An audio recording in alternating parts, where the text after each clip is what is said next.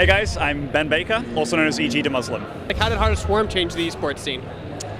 I don't necessarily think it changed the esports scene. I think StarCraft II Wings of Liberty changed the esports scene. I think that was the true driving force that esports needed to set the path. And then guys like League of Legends popped up and Dota 2. But I do believe Wings of Liberty led the way, so to speak. What do you think selling out the Staples Center in an hour means for legitimizing esports?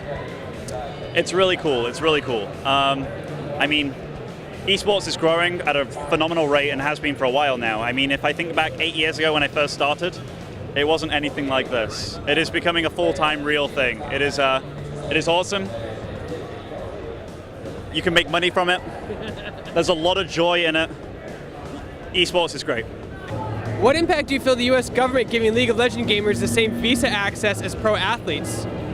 They've had that for a long time. It's nothing new. League of Legends just chose to talk about that as if it was something new.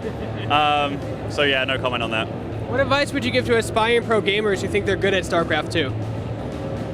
Keep on working at it. I don't recommend dropping out of school for it, unless you're exceedingly talented and good. But let's say you're a mid-range player and you believe you have what it takes. Most players that are professional, to some degree, they got that good from very little practice. So unless you are that good, I honestly recommend just enjoying what you do and keep on studying. CPM, it's all about your CPM, right? Yeah. What's the biggest misconception about pro gamers? That we're all fat and greasy. I mean, you look around here at BlizzCon, the majority of people are gamers. You have lots of professional gamers here. And I mean, there's not one chubby guy in sight, you know? Like, it's a pretty healthy community, and I think that's the biggest misconception.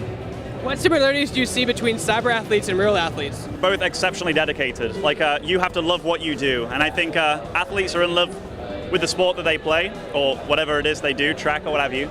And I believe video gamers are in love with what they do too. What does it take to be a pro gamer today? Sacrifice, a lot of sacrifice. You have to give up a lot of things, such as friends, part of your social life. You have to really treat it like a job. This is no longer fun and games.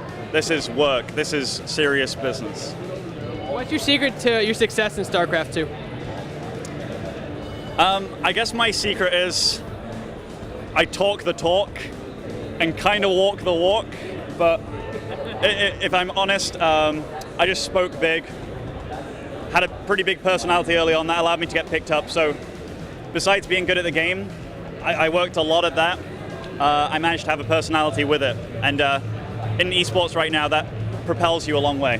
What are your thoughts of the rivalry between League of Legends players and StarCraft players? I don't believe there is a rivalry. League of Legends players, they're benefiting from a really good organization behind them, such as Riot. But I believe if there was a rivalry, like there isn't one. You have certain players that call out other players from other games, such as In Control and I forgot his name, but he's from TSM, like one of the big league teams. Reginald, I think, maybe. Although I totally can't remember the name, but there isn't a rivalry. StarCraft II players, our game's way harder. Their game is flourishing. Maybe we are a little bit sour about that, but yeah, no hard blood.